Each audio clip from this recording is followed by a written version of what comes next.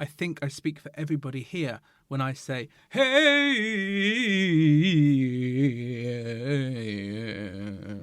Welcome to the 2000 Chart Show. The 2000 Chart Show. The 2000 Chart Show. Christina Aguilera, we're not, but we will be talking about Christina Aguilera this week on the 2000s Chart Show, the podcast where every week we are reliving the 40 biggest selling songs of this week 20 years ago, telling the story of all the new entries.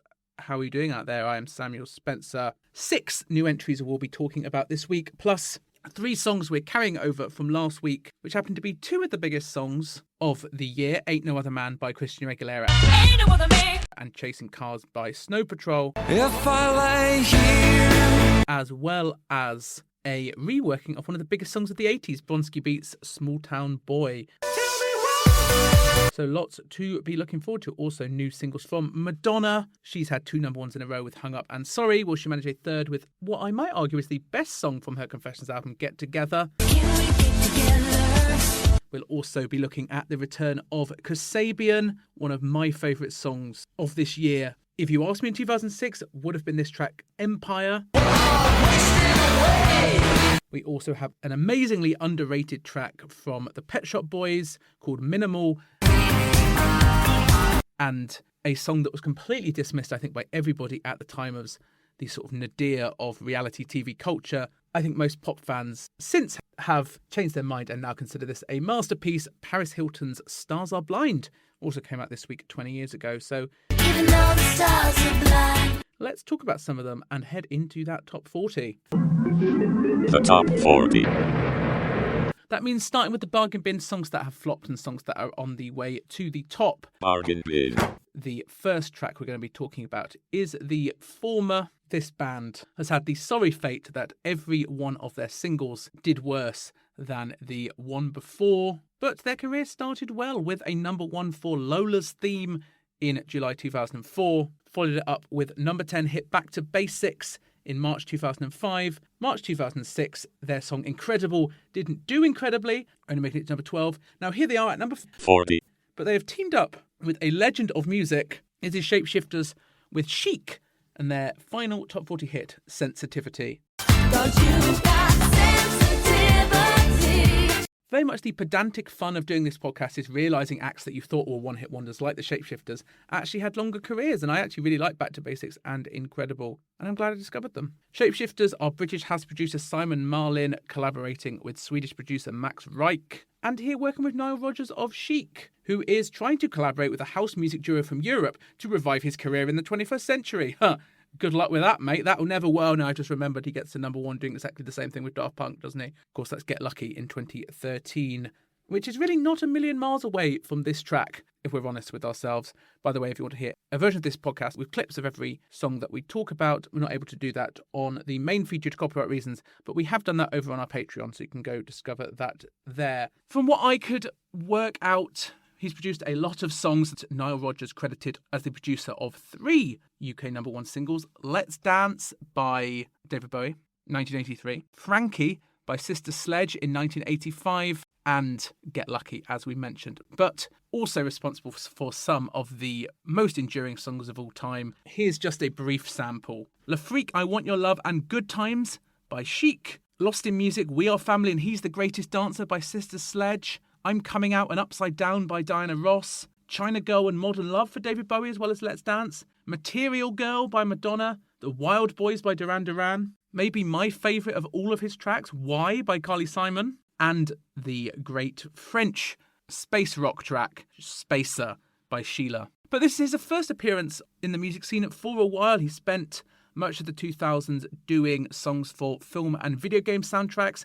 His tracks appear on films like Rush Hour 2 and Snow Dogs. His most recent brush with the UK charts is when he produced the Duran Duran album Astronaut in 2002, a number 3 hit for them. I'd wondered why it was credited as Chic, despite the fact it was only Nile Rodgers, Chic being Bernie Edwards and Nile Rodgers, but then I learned that Bernie Edwards actually died in 1996 of pneumonia.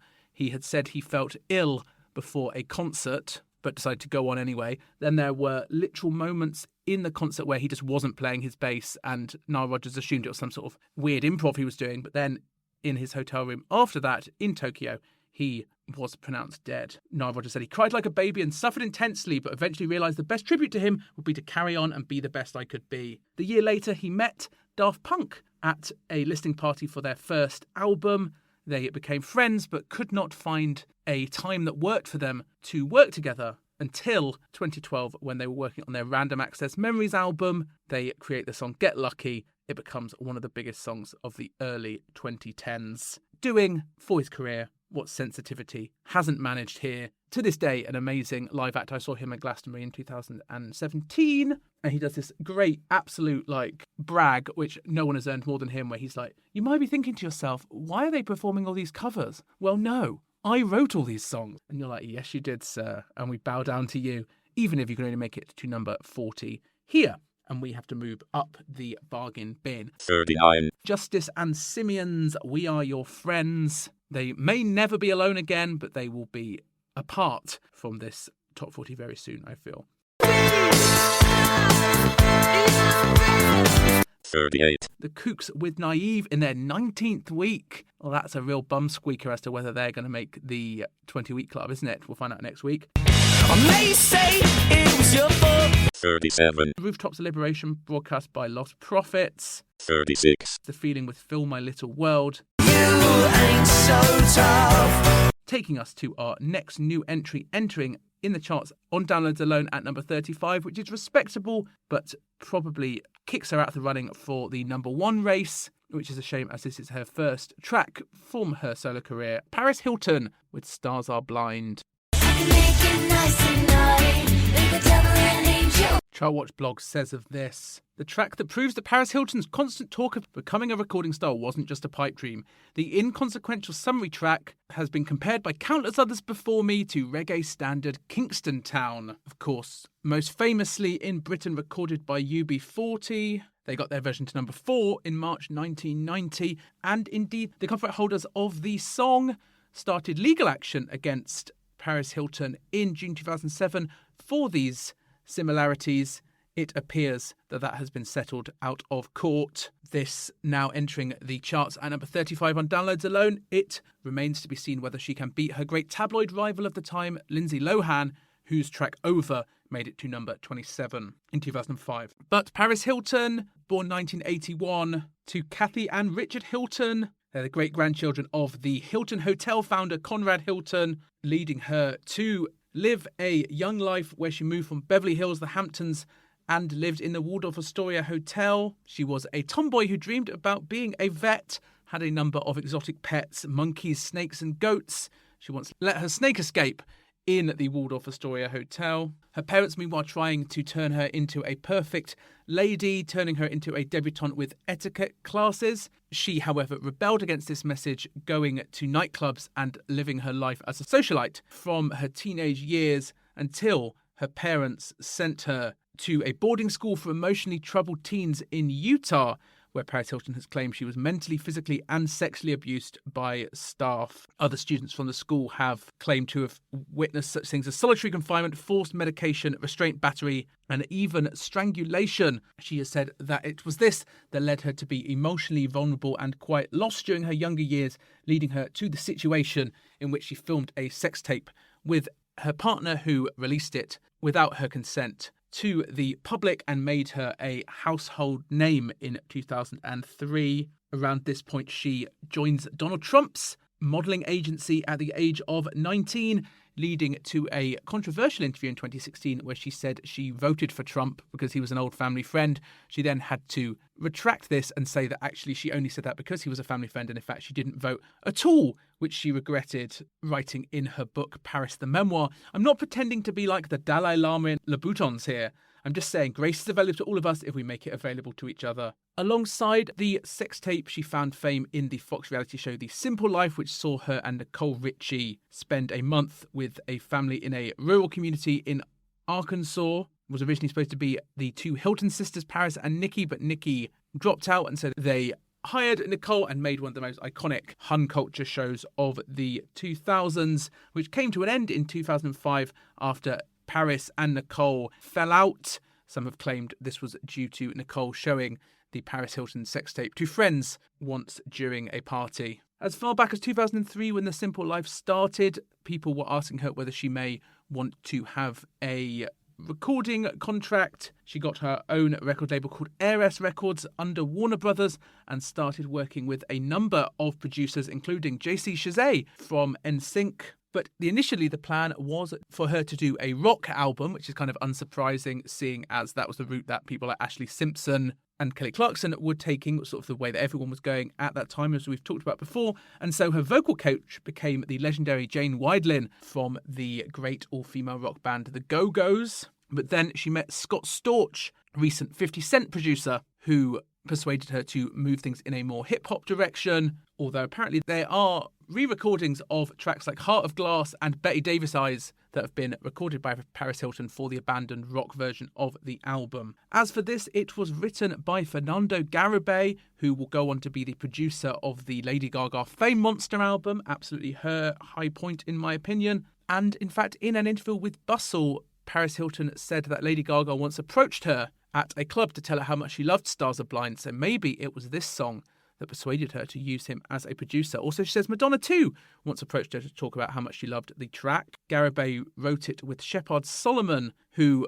has had a #1 hit in the UK. Amazingly, he is also the writer of S Club 7's track Don't Stop Movin', as well as Not in Love by Enrique Iglesias and Khalees, and Shiver by Natalie Imbruglia, which ended up as the most played song on UK radio in 2005. Initially, Paris Hilton's first single was set to be Screwed, as in that was the name of it, rather than it being sort of screwed by the record company. Although someone did get screwed out of it, and that was Hilary Duff, who has said that it was initially meant to be the first single from her debut album that was cancelled, leading to a legal battle for the song, which they tried to avoid by releasing another song as the lead single, although it does appear on Paris's debut album. But she says that she fought for this to be her first single over the more up-tempo party track Turn It Up, which became her second single in the US, although not released as a single here in the UK. And indeed, this will be her only top 40 hit.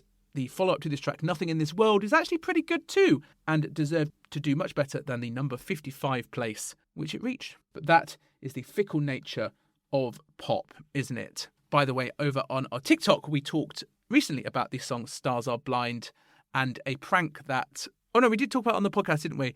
The prank that Banksy did where he released 500 of his own version of the Paris Hilton album into HMVs in Britain. Since we talked about it on this podcast before and on the TikTok, I guess we won't talk about it again. I repeat myself enough on this show without doing it deliberately. We got another new entry to talk about in this bargain bin after all at number 34. Unfortunately, it is my stinker of the week. It is called Save Us, and honestly, Save Us from this track. This is the return of one of my least favourite bands of the era, although this may be their last top 40. I'm just going to look that up while you listen to Save Us by Feeder. Stinker of the week.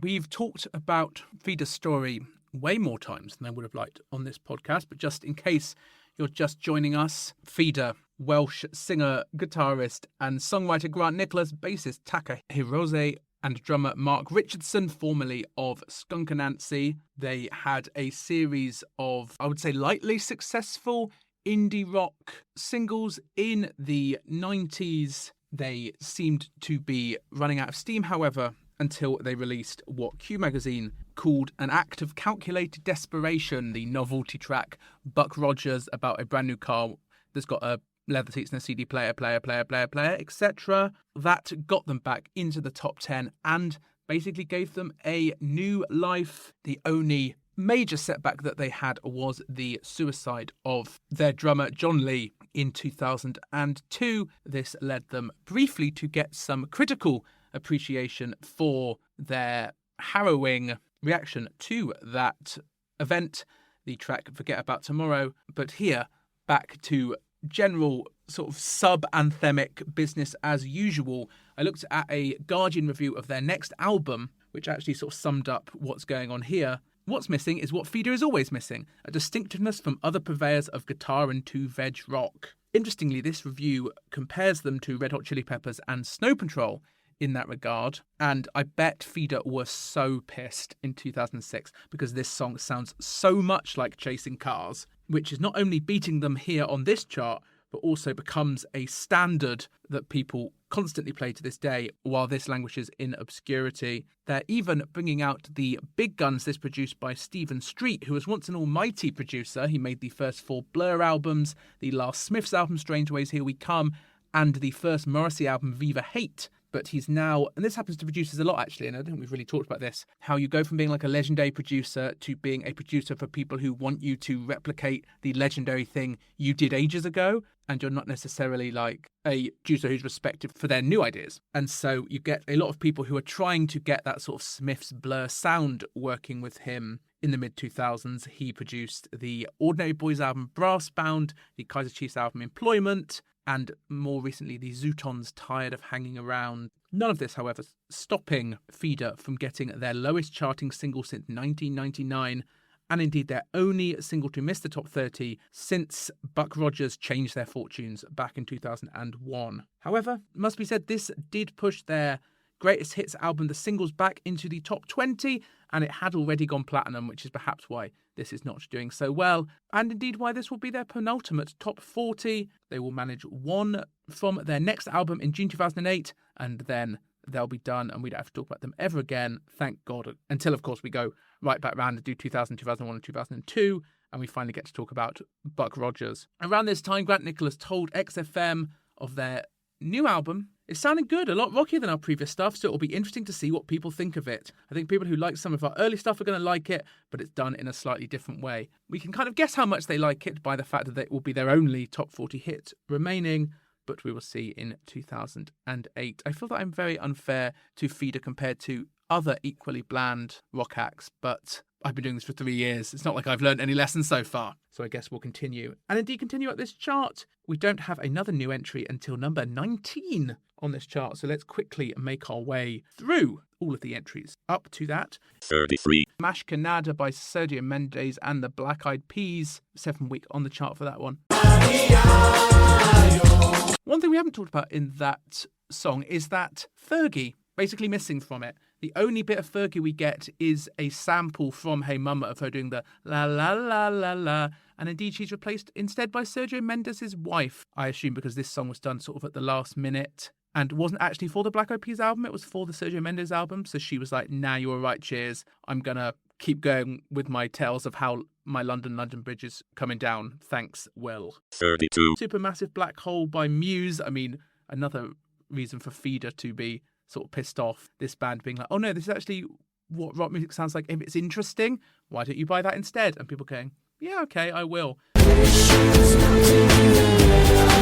31. An album Van Helden with MyMyMy, 2 months on the chart for that. I would say definitely a sister to the biggest dance track we'll be talking about this week, which is Supermode's Tell Me Why. They are definitely kissing cousins. That song came in at 36 last week and is now rocketed up the chart. We'll find out where it's got to later on.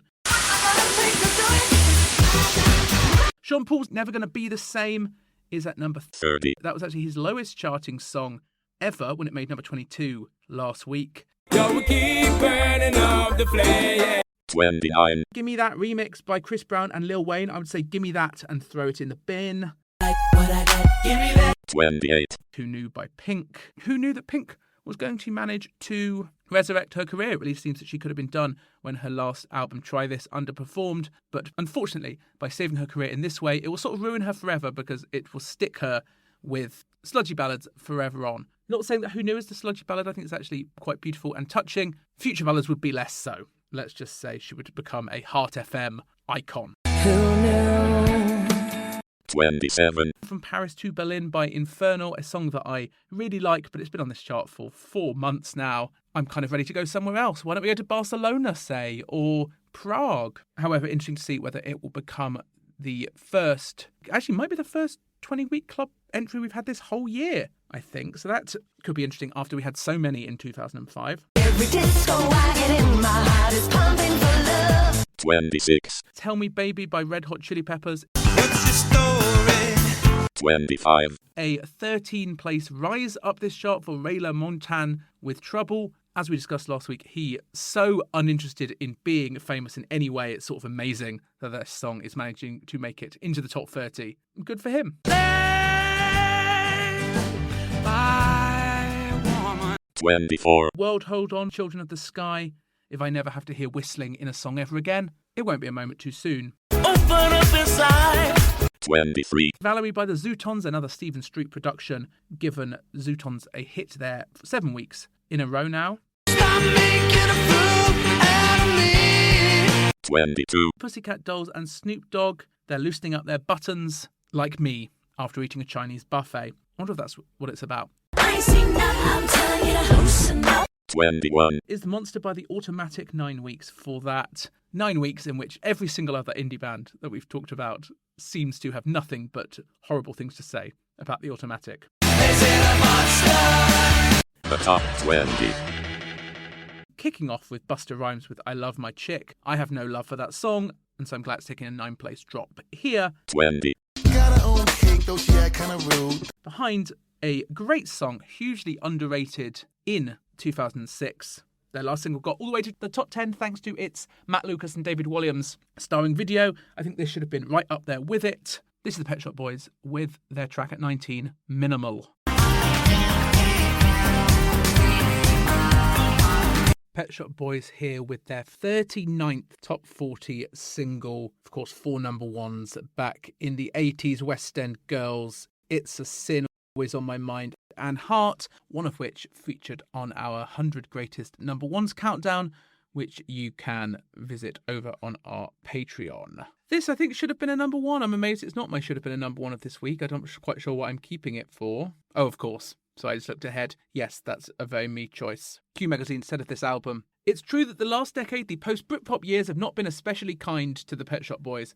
It's not just that Neil Tennant and Chris Lowe were never much for guitars. Their last wholly satisfying collection of songs was 1993's Very. A quick blast of Fundamental, that's the album this is taken from, and it's like 10 years of treading water never happened.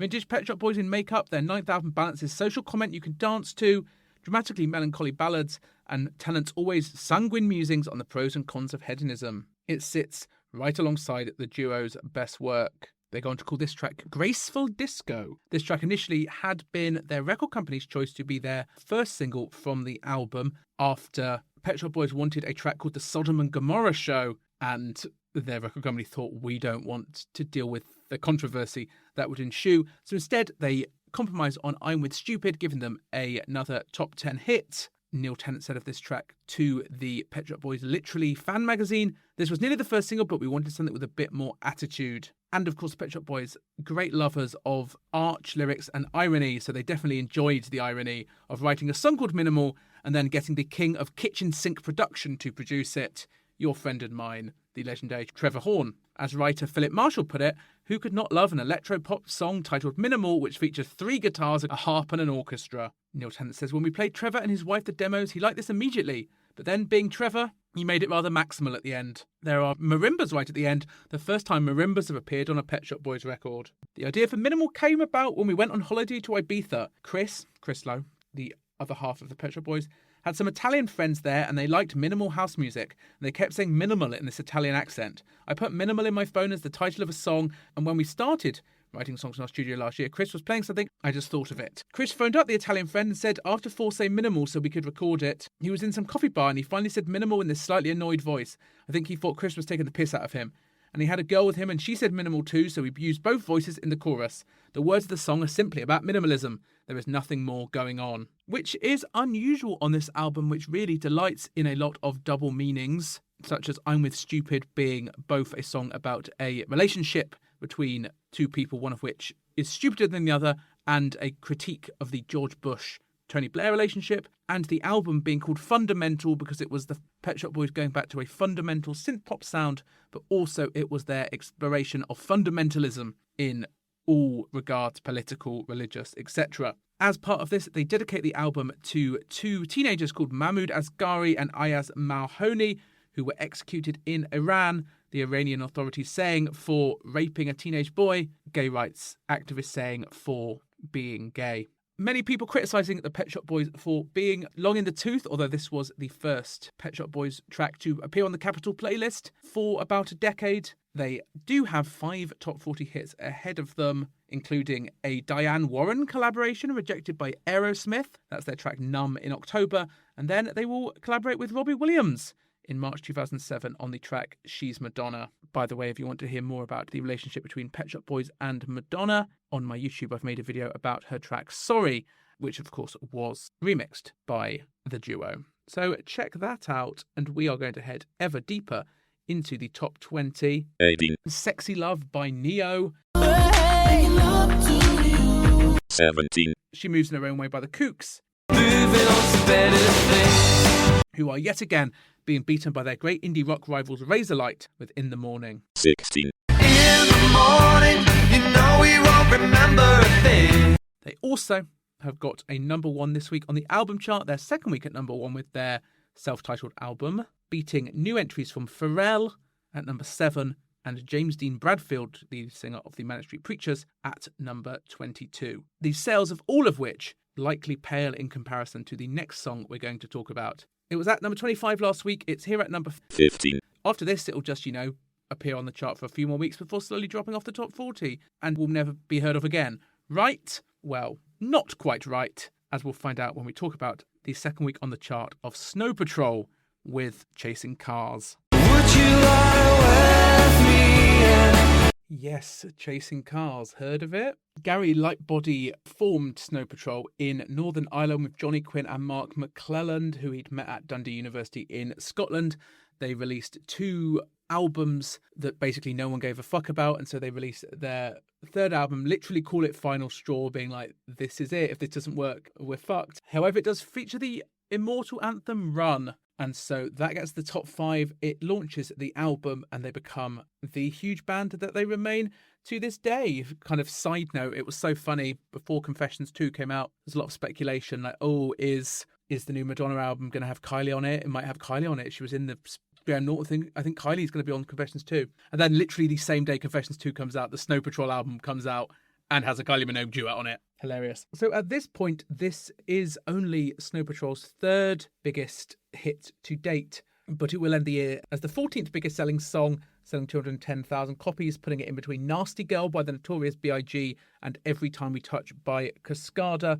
It will also get to number 5 on the Billboard Hot 100 after appearing in Grey's Anatomy, remaining the only top 40 hit for the band. They were probably hoping for a top 10 position after their last song, You're All I Have, made it to number 7, but they probably didn't need to worry about the success of this song. So here's what happened. So as we've talked about on this show before, there was a chart rule in 2006 that if a record company deleted the physical single, then 3 weeks after that, it stops counting on the chart, even if people continue to download it. And so that is what Snow Patrol will do with this song, and it will disappear from the chart later in the year. But then at the end of 2006, official charts say, no, scrap that rule. That won't happen anymore. If people keep downloading it, it will appear on the chart. At that point, as soon as that rule comes in, Chasing Cars not only comes back into the chart, but comes in straight into the top 10 and then continues on the chart for a long, long time, it's fair to say. 111 weeks it manages on the top 75.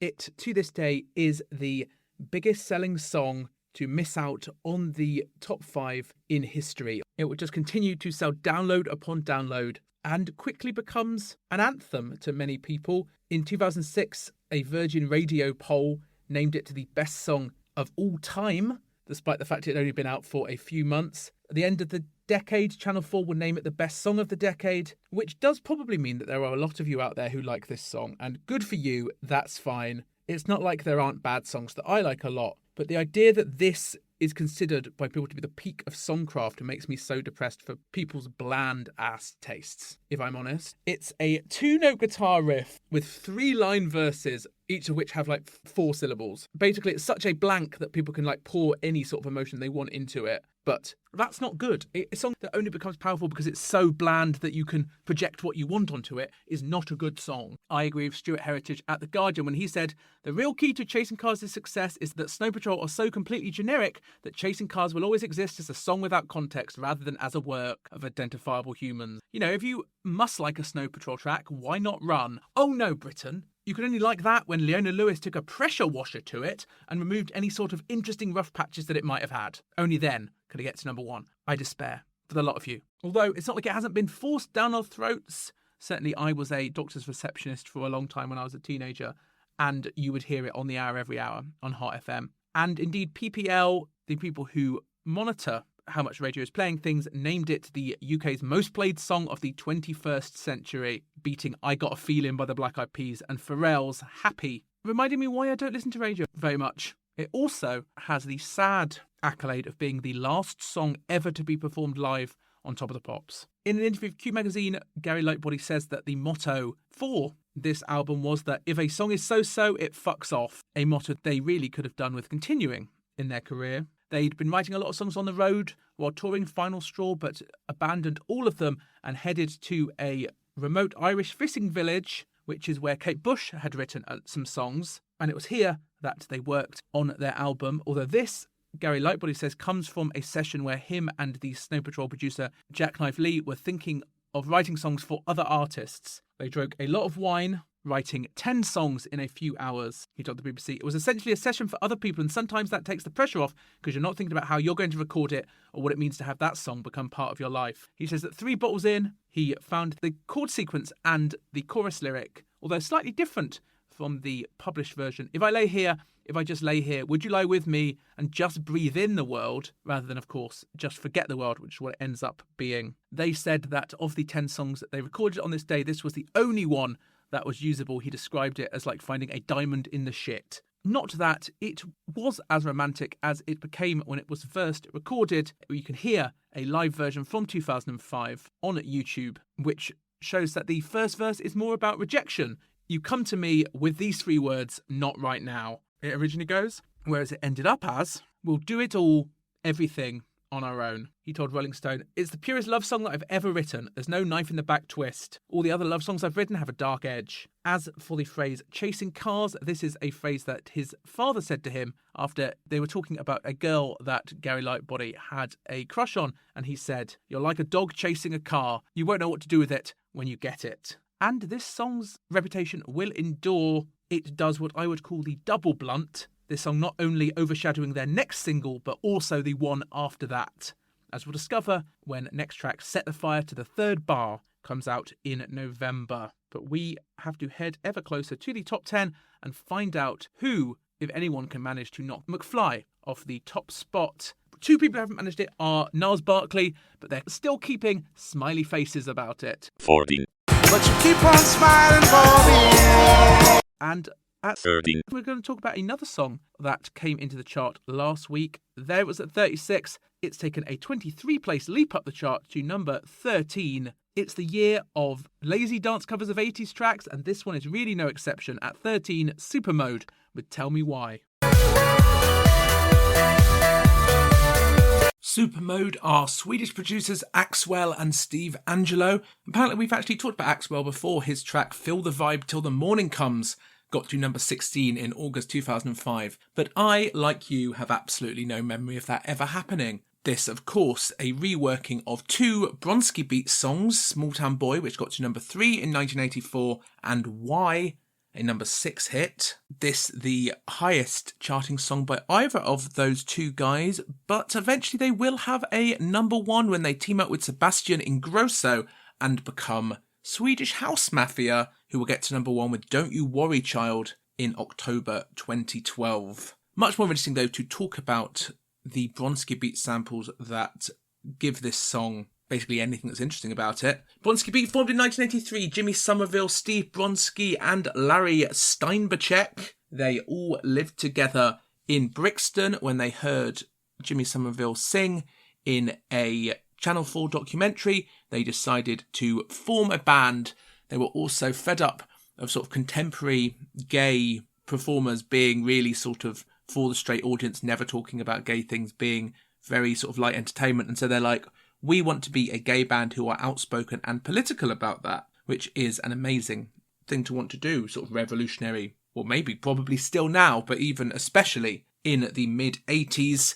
Small Town Boy, probably their most defining song, came out of their attempt to cover Pretty Vacant on a synthesizer, but ending up with something much prettier and more downbeat. Ending up with Small Town Boy, a song about a, as the title suggests, small town boy who is forced to leave his home due to anti-gay prejudice in his hometown. Jimmy Somerville has actually said he was embarrassed by the song for a long time due to thinking that the lyrics were poor. But, of course, it's become a defining song, still a hugely important gay anthem to this day. And especially so in the 80s, the line in this song, "The love that you need will never be found at home," being an attack to this Thatcherite idea of everything needing to be based on family values. It was one of the first really successful records that was marketed explicitly as a gay record. Their record company owner tells a story in the book 1984, the year pop went queer, of it first being played in Heaven, the huge gay club in London, and people like literally stopping on the dance floor to hear this track. And I have to say, I'm not sure how I feel about it being used here in a way that sort of strips out all of that hugely important gay context and turns it into a standard straight club banger, especially as that club banger comes from the members of what will become the Swedish House Mafia, who are sort of crucial to the EDM boom in the 2010s, which is the absolute worst thing that ever happened to music. And the straightest thing that ever happened to music. It's absolutely not gay rights. And slightly disrespectful to a song that's very important to a whole community of people, really. So don't listen to this. Listen to the original Bronski Beat song. Small Town Boy also has an amazing video which is about gay bashing, surely the first time that had been explicitly addressed on MTV. That song is a landmark. This song is not a landmark, but its creators will not be shamed off the earth, sadly. Axwell will be back with a track called I Found You in August 2007. Steve Angelo will have a track called Show Me Love in April 2009. And the first Swedish House Mafia track will be not out until 2010, so we never have to talk about it. Hurrah! But we do have 12 more songs that we do have to talk about this week, and they are kicking off with 12. Last Request by Paolo Nutini. Grant my last request and just let me hold you. 11. I Wish I Was a Punk Rocker by Sandy Tom. Revolution was in the air. That takes us into the top 10 The top 10. with, surprisingly and unusually for the 2006 charts, we have two more songs that we're going to be talking about in the top 10. They are Empire by Kasabian and Get Together by Madonna. We'll also be talking about a song from last week, Ain't No Other Man by Christina Aguilera. All of them trying to knock McFly off the top spot. Let's find out if any of them have done it. Speaking of number ones, a formal one is here at number 10, Nelly Furtado's Man Eater. 9 weeks that's been on the chart. 10. And our first new entry in the top 10, our highest new entry of the week, because the Madonna song actually charted outside of the top 40 on downloads last week. This is the first single from the second Kasabian album, This Is Empire. 9. They went for a new marketing strategy for this song. It was played for the first time ever on Radio 1 on the Monday and was released in stores a few hours later. So whereas usually, a song would have been on the music video channels, on TV a long time before the physical single, this one was like, no, here it is, it's out today, go get it. At one point it was challenging for the top spot, but eventually having to settle for number 9, giving Kasabian their third top 10 single following LSF in August 2004 and Cut Off in January 2005. That, for the moment, remains their highest charting track. Their lead songwriter is Serge Pizzorno. He was a trialist for Nottingham Forest, the football team, when he met Tom Manon in a park. He had previously been a choir boy. He was standing in the park singing, he says, on a combination of Alka Pops and marijuana. Serge approached him and asked him whether he'd like to be in a band with him. At the time, Tom Maynard was a sheet metal worker who was telling everyone how he wanted to be a rock star, and unsurprisingly, nobody quite believed him. Fun fact I learnt about Tom Maynard this week, he was born with a shrunken stomach, which meant that every time he got upset as a child, he would vomit. And even now, apparently when he gets nervous, out it comes. When Kasabian first came to the public's consciousness, there was a rumour about them, a particularly nasty rumour, that they were the result of a bet from one record company exec to another that they could make literally any band famous no matter how bad they were. with enough marketing. So there was this huge marketing campaign for their first album, which eventually paid off, got that all the way to number 4 in the charts, but not a lot of praise from the music industry press, who did find them quite bad. But it basically just seems at this point some people are starting to have to concede that they're getting good. They've done 300 gigs in the last 2 years, and that would make any band better. And the result is a song I actually have to say I quite like, and I bought this album, and I thought it was, for the most part, pretty good. And to the extent that even Serge from the band described their first album as sketchy nonsense, saying that it was this album, Empire, that was where they were really coming into their own. In doing that, they lost their drummer, Chris Karloff, who got tired of the relentless touring and moved to America with his wife, leading to a lot of pressure in these sessions. Their bassist, Chris Edwards, flipped over a pool table and crashed his girlfriend's car during the sessions. Serge attacked Tom with a fire extinguisher. They said it was this that broke the ice and got them back together into making this album, which they said was them consciously trying to make a classic British rock album. Not quite sure whether they succeeded, but it will end up as the first of their 7 number 1 albums. And they are a classic in the Oasis mould of constantly bigging up their own achievements. Tom Maynard, in an interview with The Skinny, called this the record Led Zeppelin would have made if they were still around today, while Serge said it sounded like Mark Bolan smoking crack with Doctor Who. Its name, Empire, comes from a piece of slang that Tom uses to describe something that's good, and I'd say this song lives up to it. It has a very interesting open, this strange answer phone message, which is a real answer phone message that they said was left on one of their answering machines. Serge, in an interview with The Guardian, says of this album, Empire is about disobeying orders. It's about the middle finger to the machine. We are in a rock and roll band. We are outlaws. We are bandits and we are pirates. We earn a living from being musicians. Now that to me is amazing. And now Empire, we use this as a metaphor in war to disobey the generals when the order was given and the lad said, you know what, fuck 'em. I'm not going to do what you say anymore. Which is kind of a real soup of meaningless British rock band buzz phrases that tell you absolutely nothing about this track, really, which is kind of a mess, but a fun one. Perhaps unsurprising, Serge says he wrote many of its lyrics on LSD, doing a cut-up approach where you take lots of sort of random interesting phrases and words and mash them up together. In that classic Oasis form, they have been slagging off every other band that dares to cross their path. They're called My Chemical Romance, clowns who make ventriloquist music, which I think they're right on that one. They call the Strokes posh fucking skiers. They call Pete Doherty a tramp. And most hilariously, when Tom Chaplin from Keane went to rehab, they joked that he probably was addicted to port, leading to, they say, a bit of a fracas when they actually met Keane backstage at a festival. In Clash, Serge defended his comments. All the bands that we have anything to say about, I dig them. I don't hate them, but at the same time, I want them to be better. It's the same way that Muhammad Ali took the piss out of George Foreman. We're going to have to get in the ring together, and I want you to be the best you can possibly ever be. That's entertainment. That's the circus, and that's the music that will get the people through the door. Welcome to the Colosseum of music. And their next battle in said Colosseum will come when their next single, Shoot the Runner, comes out in November. In interviews, they multiple times called this song the one that was going to launch them into the stratosphere. We'll see whether that can happen when it comes out later in the year. For now, though, beating them are the Rogue Traders with Voodoo Child, a month on the chart for that Elvis Costello sampling delight. 8. Here come the drums, here come the drums. And my song that should have been a number 1 is at 7. Despite being a fairly quiet week for tracks, there are actually 4 great contenders here. But, as Robbie put it, Madonna. and so, our Song that should have been this week is Madonna with Get Together. Too much confusion, come on over here. Yes, it's Madonna, the Queen of Pop. Heard of her?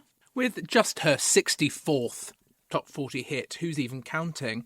This breaking her run of number 1s, hung up and sorry, being back-to-back number 1s is actually the 4th time she's had 2 number 1s in a row. And weirdly enough, every time it happened before, she followed it up with a number 4 hit.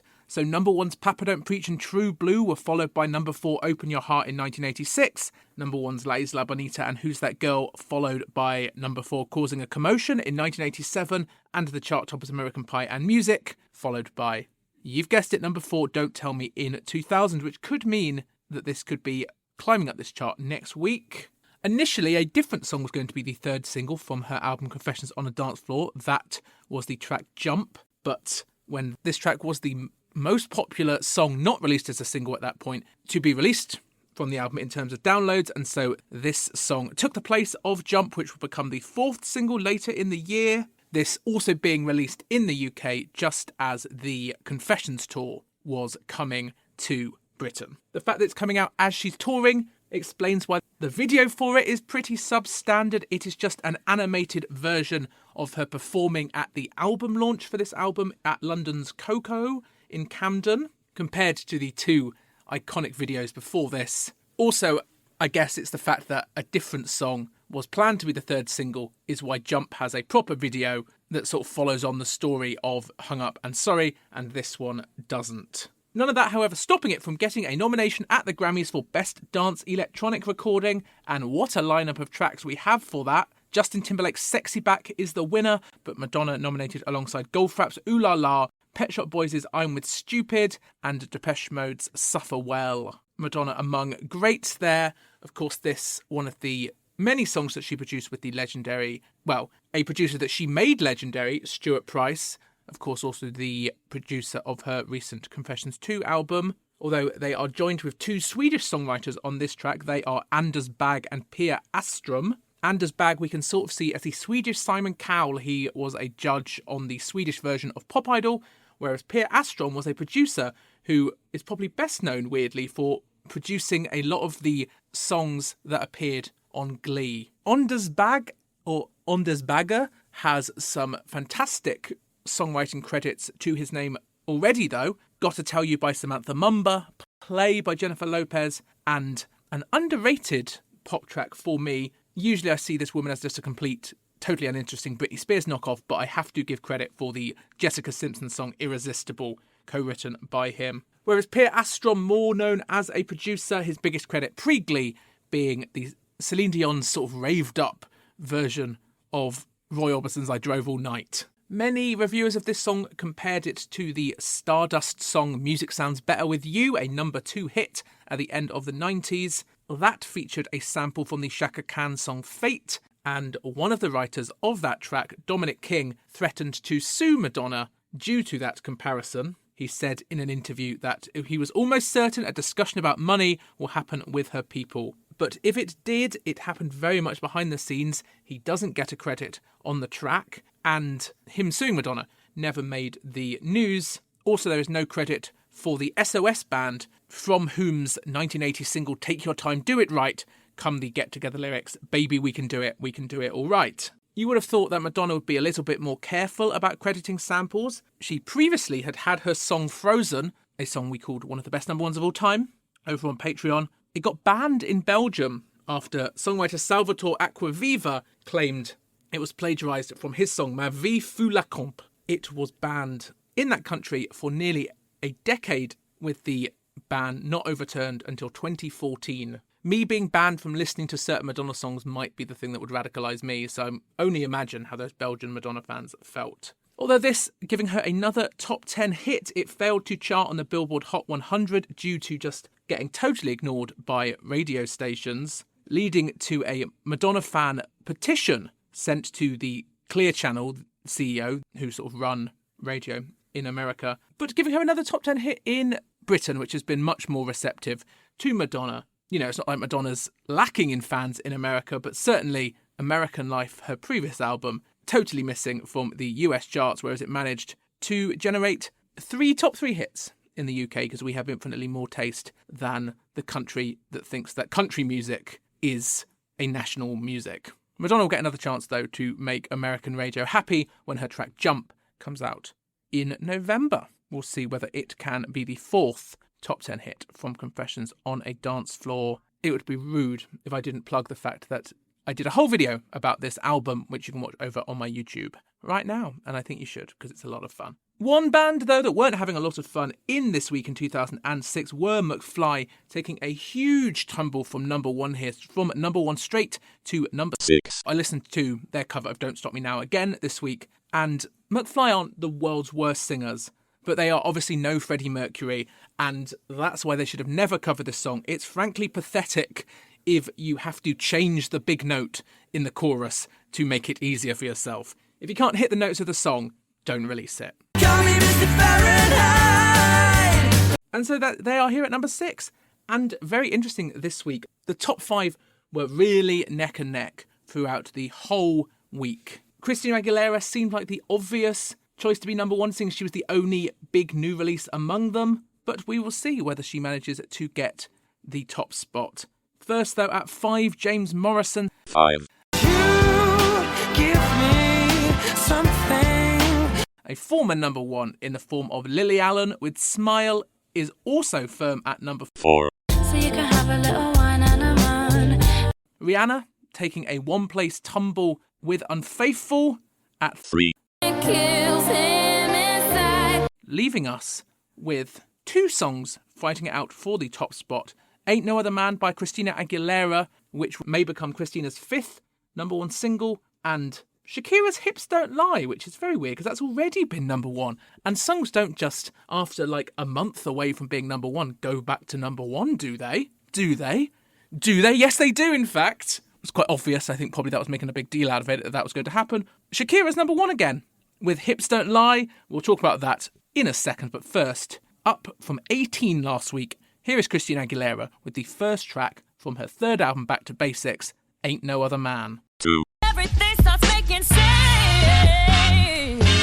The long-awaited return of Christina Aguilera to these charts is the first time she's appearing on them since December 2006, where she was the featured artist on Tilt Your Head Back, the Nelly track, and her first appearance on this chart as a solo artist since November 2004, when she released Car Wash. Ain't No Other Man ends up as the 33rd biggest selling song of the year, sells 150,000 copies, putting it in between So Sick by Neo and the Black Eyed Peas' Pump It, the first single from Christina Aguilera's big sonic departure of an album that is Back to Basics, a 2-disc tribute to the jazz and blues sounds of the 40s, mixed with the hip-hop of today. Aguilera, in a Billboard magazine interview, said it was a reaction to the technology that had advanced itself so anybody can be a singer. It brought her back to the old-school big voices of people like Billie Holiday, Etta James and Ella Fitzgerald, who she says she fell in love with due to going on frequent trips to old vinyl stores in Pittsburgh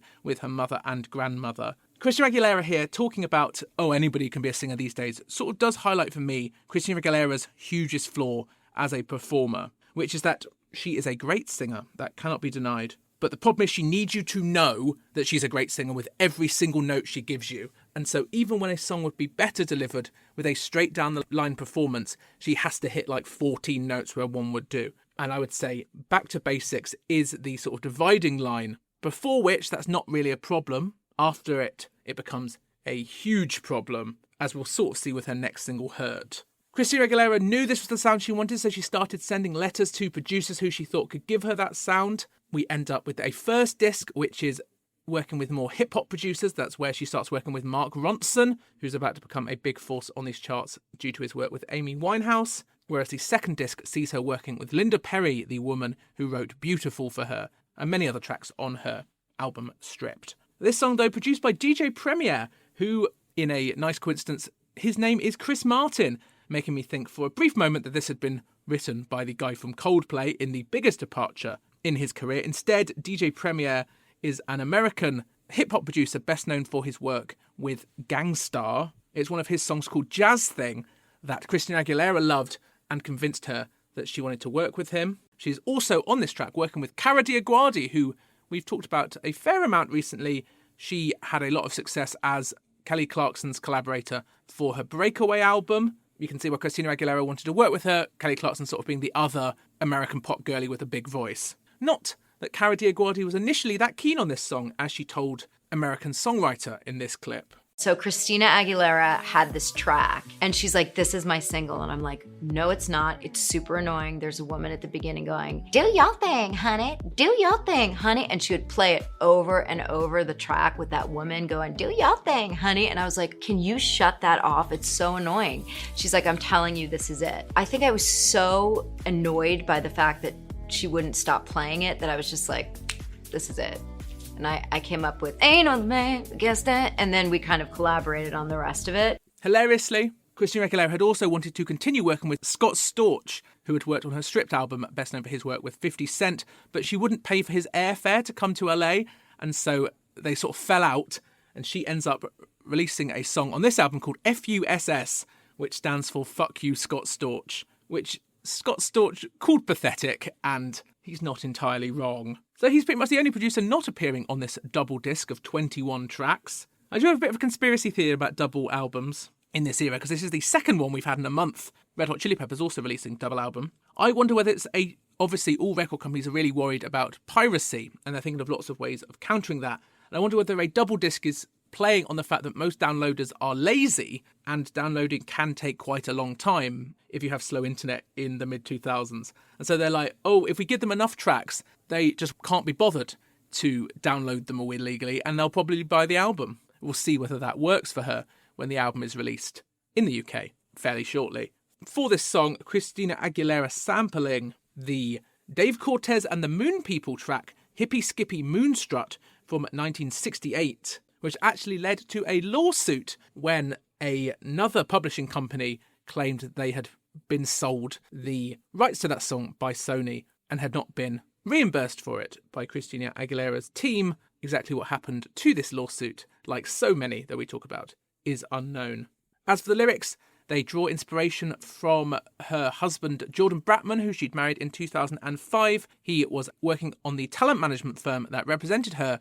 They met on the video shoot for her Dirty video, which I love. I love that he saw her doing lesbian gyrations and writhing around in dirty water and thought to himself, yep, that's the girl I'm going to marry. And they had a child together before splitting up in 2010. This, apart from their child, the lasting testament to their relationship, which won Christina Aguilera a Grammy for Best Female Pop Vocal Performance, beating Natasha Bedingfield, Pink, Katie Tunstall, and Sheryl Crow, which I bet Christina Aguilera loved because I don't know if she's ever told you, but she's a singer. And so you can't stop her releasing a big ballad, and that's what she'll do next in November. She will release Hurt, a very different track from this, not really creating a consistent vibe for the album campaign. We'll see whether it pays off when she releases that in a few months' time. But we, for now, have to talk about this week's number one, returning to the top spot, selling 30,000 copies in its 8th week on the chart, Shakira and Wyclef Jean's Hips Don't Lie. So it was at number one, then it spent a fortnight at number 2 behind Lily Allen,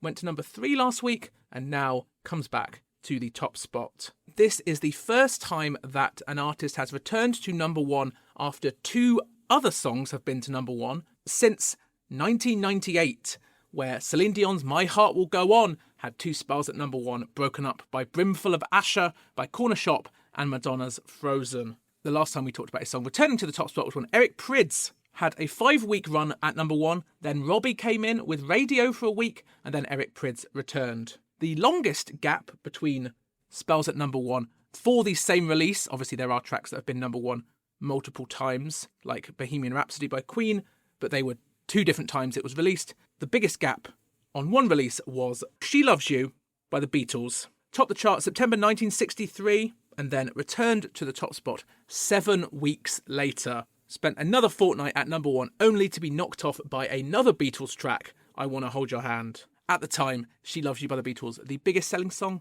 of all time in Britain. We'll see whether Shakira can get anywhere near that. Certainly on the download chart, she's doing even better. This is her 4th week on a row at the top of the download charts. But there is a future hit alert that has gone all the way to number 2. That is Justin Timberlake's Sexy Back, which will be coming to this singles chart in a few weeks. We'll see whether it can do as well on the main chart as it does on the download chart. But next week, we will see whether Cascada has what it takes to knock Shakira off the top spot. That is basically the only song with anywhere near a chance of doing it next week. The summer kind of becoming a dead zone for the charts. So it will be a short episode for you to enjoy while you're hopefully sunning yourself somewhere that isn't your sweaty flat, which is where I spent most of my summer. So look forward to that next week. In the meantime, thank you so much for listening again to this show. If you liked it, tell your other 2000s loving friends about it. Give us positive reviews anywhere you get podcasts. If you want more from us, I'm creating monthly YouTube videos, and I have a Patreon where you get every episode of this podcast with extended music clips. You get our back catalogue of episodes talking about 2003 and 2004. You get early access to those YouTube videos and bonus videos. Currently, for example, you get access to my history of pop star cash-in video games, which is very fun, talking about video games featuring the Spice Girls, Britney Spears and Michael Jackson. Some very, very bad games. A lot of fun that, so check that out. And check us out next week. If you want a list of basically everything that we do related to the 2000s, it's all at my website at the 2000schartshow.wordpress.com, so check that out. And now check out your number one single from this week, 20 years ago. This is Shakira and Wyclef Jean with Hips Don't Lie. Don't you see, baby, this is perfection. Hey, girl.